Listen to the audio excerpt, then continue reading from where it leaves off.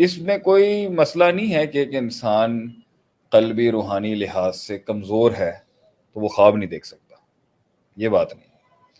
خواب دیکھنا ہر کسی کا حق ہے، ایک ویژن ہونا ہر کسی کا حق ہے۔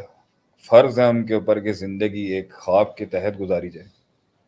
لازم ہے ایک شخصیت کے نکھار کے لیے کہ اس کی کوئی منزل ہونی چاہیے، کوئی مقام ہونا چاہیے، کوئی محبوب ہونا چاہیے، کوئی مقصود ہونا چاہیے۔ اور کیا ہی بات ہے اگر یہ سب ایک معبود ہی کیوں نہ ہو، اور معبود ہی ہونا چاہیے، مقصود بھی، مطلوب بھی، مدعو بھی، محبوب بھی، اور معروف بھی معبود ہونا چاہیے، تبھی زندگی کا مزہ ہے۔ تو اس کے اندر جو ہے وہ منزلیں آسانی سے نہیں ملتی، اتنی آسانی سے نہیں ملتی جتنا لوگ سمجھتے ہیں۔ تو اس میں کچھ ایسے مقامات آتے ہیں جہاں انسان کے اندر اللہ کی طرف سے یا اس کی اپنی کمیوں کی وجہ سے یا ابھی کسی اور کے ہٹنے کا وقت نہیں آیا، آپ کے پروان چڑھنے کا وقت نہیں آیا، یا ابھی کسی اور کو آپ کی تکلیف سے اسباق سکھائے جا رہے ہیں، تو کائنات کے بادشاہ کا فیصلہ ابھی آیا نہیں ہے آپ کو آگے لے جانے کا، تو یہ اسکربنگ پیریڈ ہوتا ہے۔ ٹھیک ہے دل بھائی، صحیح۔ یہ اسکربنگ پیریڈ ہوتا ہے جس میں آپ نے اپنی محنت کو رب کرنا ہوتا ہے۔ تو کور ویلیوز بہت لوگوں کی ہوتی ہیں، بہت لوگ ویلیوز بناتے ہیں، بڑے اصولوں کے ساتھ آتے ہیں میدان میں، لیکن جب تک کور ویلیوز کے ساتھ وہ انٹیگریٹی، وہ وقار اور وہ عزت کا ایلیمنٹ نہیں جڑے گا نا، تو وہ کبھی بھی اس اسکربنگ کے پیریڈ کے اندر کنٹین نہیں کر سکے گا، ریٹین نہیں کر سکے۔ اس لیے پہنچ تو جاتے ہیں بہت لوگ، پہنچ جاتے ہیں مگر نہیں پہنچ پاتے۔ پہنچ تو جاتے ہیں بہت لوگ مگر نہیں پہنچ پاتے، اور اگر پہنچتے ہیں تو وسائل برباد کر کے پہنچتے ہیں۔ اگر وسائل بچا کے پہنچتے ہیں تو ویلیوز برباد کر کے پہنچتے ہیں۔ اگر ویلیوز بچا کے پہنچتے ہیں تو اصحاب برباد کر کے پہنچتے ہیں۔ اگر اصحاب بچا کے پہنچتے ہیں تو اہداف جو ہیں وہ برباد کر جاتے ہیں۔ اہداف اور ویژن کی جو گرینڈیوسٹی اگر اس کو بچانے کی کوشش کر رہے ہوتے ہیں تو دشمن زیادہ بنا لیتے ہیں، پہنچ جاتے ہیں لوگ۔ صحیح۔ پہنچنا بھی بڑا مسئلہ ہے، لیکن پہنچ کر بھی نہیں پہنچ پاتے۔ پہنچ کر بھی اس لیے نہیں پہنچ پاتے کیونکہ کچھ لیٹ ہو جاتے ہیں، کچھ بہت جلدی پہنچ جاتے ہیں اور پھر وہ کہیں اور پہنچ جاتے ہیں۔ صحیح۔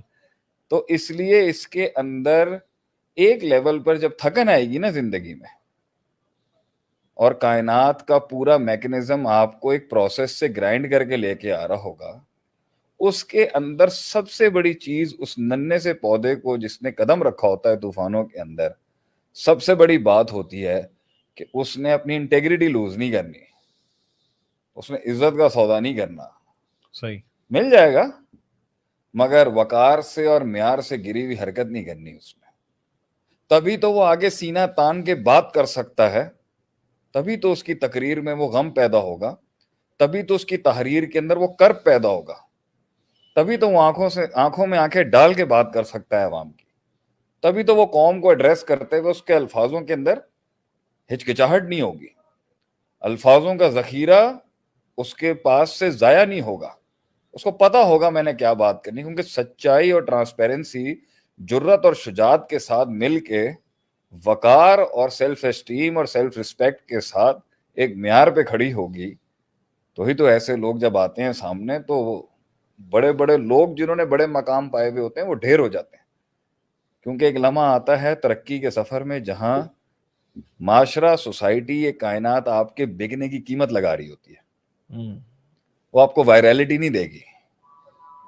وہ آپ کو تلقی بالقبول نہیں دے رہی ہوتی، صحیح۔ وہ آپ کو مقبولیت نہیں دے رہی ہوتی، اور وہ فنل سے رستہ بن نہیں رہا ہوتا۔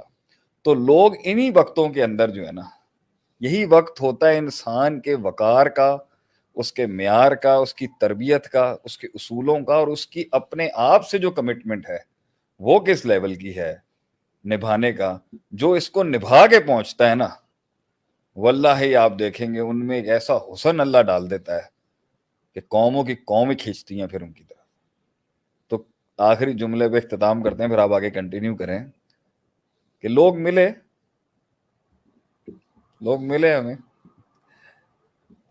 مگر وہ چیز نہیں ملی ہمیں. لوگ ملے مگر وہ چیز نہیں ملی ہمیں. اور دکھ ہوتا ہے کہ خواب دیکھنے والوں نے وقت کی نزاکت کو اور کچھ رفاقتوں کو ملوث خاطر نہیں رکھا اور کمپرومائزز کر لیا. بکنا آسان ہوتا ہے, ہولڈ کرنے میں بہت دم چاہیے. لیکن جب آپ کی باری آئے گی تو پھر آپ ایک ایسے ٹیکے کے ساتھ آئیں گے کہ تالاب کے اندر ایک کہاوت چل رہی ہوتی ہے محنت کے بیچ میں, ساری مچھلیاں گندی ہیں, تمہیں بھی تو گندا ہونا ہی پڑے گا نا. جی اصل انقلاب وہ ہے تو گندا ہوئے بغیر گندگی سے گزر جائے. تو یہ مشکل کام ہے.